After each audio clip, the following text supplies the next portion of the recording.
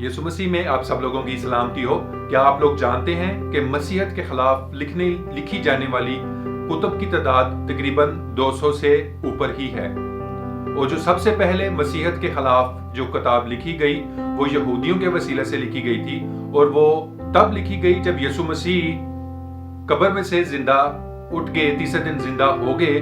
तो यहूदियों, फकीह फरीसियों और इसराइल के जो वहाँ पे सरदार थे, उनको उनके वसीले से ये मशहूर किया गया कि शागिर्द आए हैं और उन्होंने यीशु मसीह की लाश को चुरा लिया है या उठाकर ले गए हैं, और आज तक यही उनमें मशहूर है।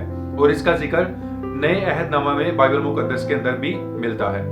तो जैसे ये इंफॉर्मेशन मैंने आप लोगों के साथ शेयर की है, आप भी इस वीडियो को अपने सोशल मीडिया पेजेस के ऊपर जो है इसको शेयर करें, और ऐसे लोगों के साथ शेयर करें जिनको बाइबल मुकद्दस का इल्म नहीं है, और खास तौर पर नौजवान बेटे और बेटियों के साथ, ताकि इल्म जो है वो दूसरे लोगों तक भी पहुंच सके और खुदा आप लोगों को बरकत दे। खुदा हाफिज।